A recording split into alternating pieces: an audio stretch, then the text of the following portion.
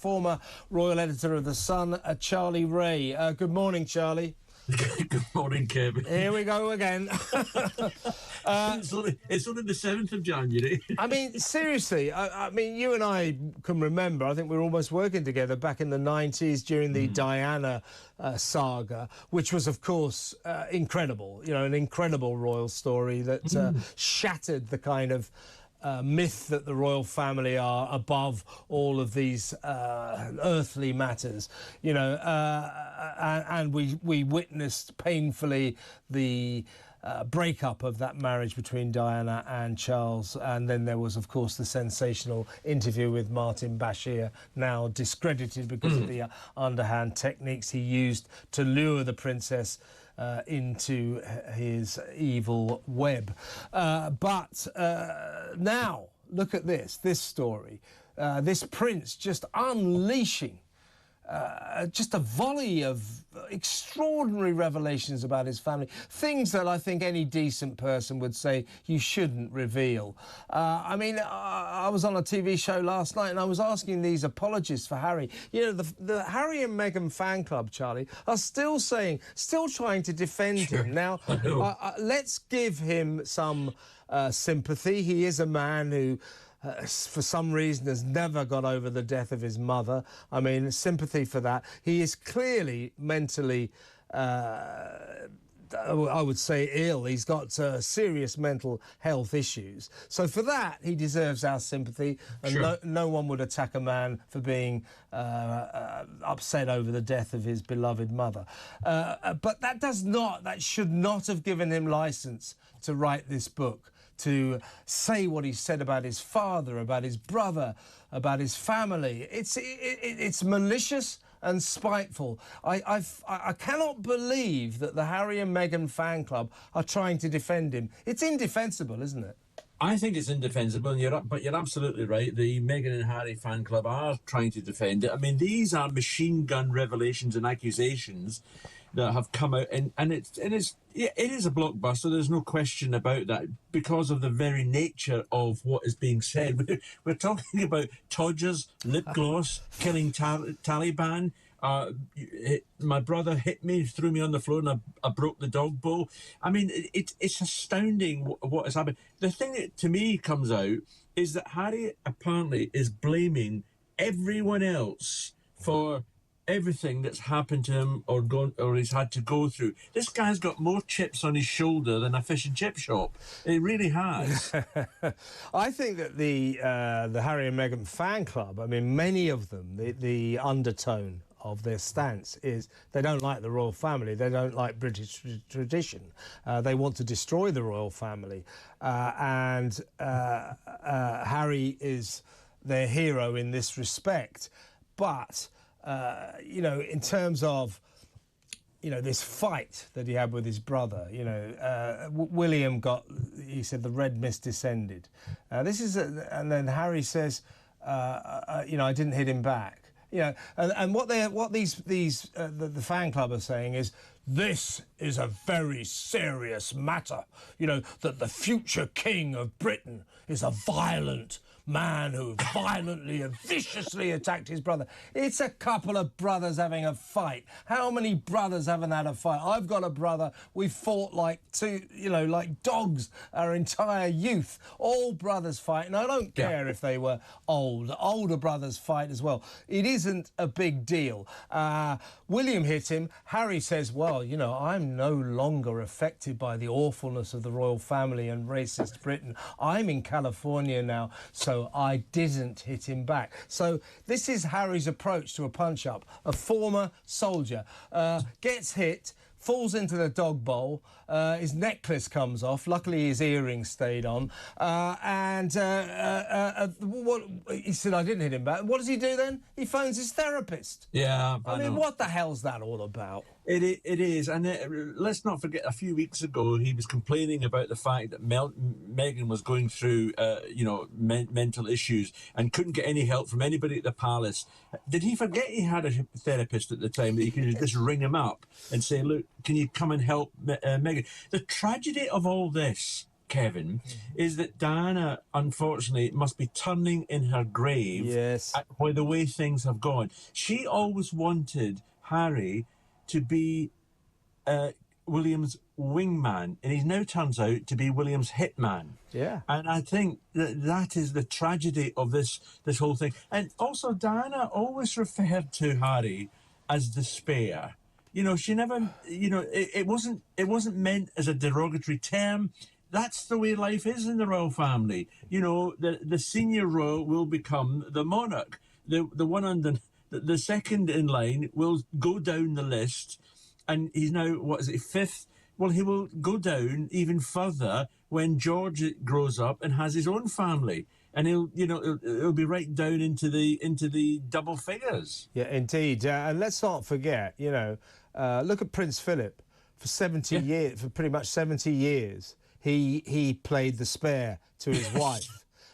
You know, that's part of royal life, and that's at the heart of Harry's turmoil, isn't it? For some reason, even before Meghan came up and stirred the pot and made it matters worse, without a doubt, he's never been able to accept that he's not going to be the king, that the royal family runs, quite rightly, in a strict hierarchy. And you're either the heir to the throne or you're not. You have to accept that. So all these facts of life, the death of your mother, look, utter sympathy for him and all that. But, you know, we've all lost parents. I've lost both of my parents in the last 10 years. You know, you have to deal with it. And he hasn't dealt with it. And he hasn't been able to deal with the fact that somehow or other he's not going to be the next king. This guy's got serious mental issues, hasn't he? But I repeat what I've said to you before, and that was that Harry and Meghan were always going to have a place in the royal family. They were going to be key members of the slimmed down monarchy. And it was always going to be the plan, as I understood it, that Harry, when William becomes king, he was going to be right up there as an advisor to his brother.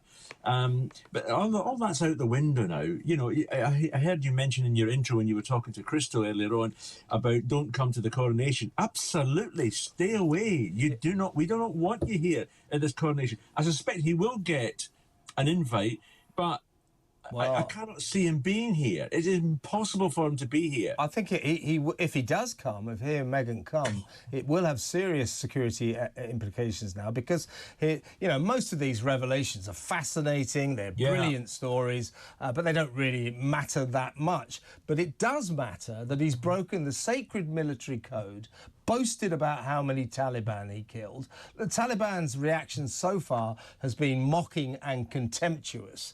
But underneath that, the undertone is sinister. These people are international terrorists. They are. And Harry has painted a target on his back, a man who bangs on constantly about the safety of his own family. He's just compromised his own safety, the safety of his family, and the safety of the royal family, possibly the safety of people in this country. It's extraordinary, and military experts, his former colleagues, are utterly furious with him about this. Even Ben McBean, the Victoria Cross winner, is critical of Harry in mentioning this killing, and he was bragging about the killing, and it's just dreadful. And I suspect, you know, out in Montecito, the security at his home will have been upped. It has to have been with his private security team, because, as you quite rightly say, he's now got a huge target on his back from these people. And again, you know, as you said, the man has always complained about security. Well, we took away his gun guard, his royal protection, the Scotland Yard police. That was because he was living in America. Why should we pay, you and I pay, and the readers and listeners pay for that security? Yeah. It's just not right. And he's got enough money to hire a regiment if he wanted. Well, he's going to have to. He'll have to up his own security. You're quite right. No reason we should pay for it. But he's just cost himself a lot of money. This book will no doubt sell well, despite the fact we know every gory detail from it. So the security implications are very worrying. And The Sun today, he talks a lot, of course, about sex and drugs. no rock and roll, but sex and drugs. Lost his virginity to some woman behind a pub. She liked horses. She rode him like a stallion. Thanks for that detail. William and Harry are circumcised. Really? I don't really need to know that. No. He had frostbite of the penis when he attended Will's wedding. No thanks, Harry. Don't need to know that. But today, in terms of his drug taking, he talks about smoking weed, taking magic mushrooms, taking cocaine. He said cocaine didn't do anything for him, as I suggested the other day on the talk. Well, he needs to get a better dealer, doesn't he? But this is the front page of The Sun today.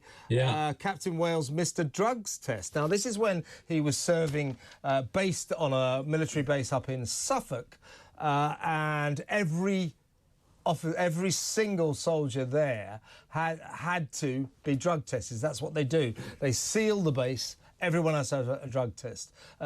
Miraculously, Harry was allowed back to London in his Audi for urgent royal business and never took a drugs test. No. This story is full of, there is no suggestion that Harry had taken drugs. Oh, yes, there is. Well, I mean, it's quite incredible. He'd actually been up to London to the palace and had just come back again when suddenly the army drug testers arrived unannounced, and then Harry was suddenly allowed to leave the base and go back for urgent business at the palace. Now, that may well be true, but it does leave a huge question mark as to why he was exempted from taking this test that all other soldiers, whether you were a private or a colonel, had to take. Yeah, I don't care very much that he took drugs when he was a teenager. No. What teenager doesn't these days? But if he was taking drugs when he was in the military, when he was flying helicopters, I think we should be told. And I think there's more to this story that meets the eye so far. So I think the trouble that Harry is in over his extraordinary book is very, very deep, and certainly not over yet, to the extent, Charlie, that I'm afraid you're going to have to talk to me tomorrow as well. So I'll thank you for your time today. Always at least I get an extra hour. yeah, because you get 8 o'clock tomorrow. Talk to you then, mate. Thank you very much. That's Charlie Ray, the brilliant former royal editor of The Sun.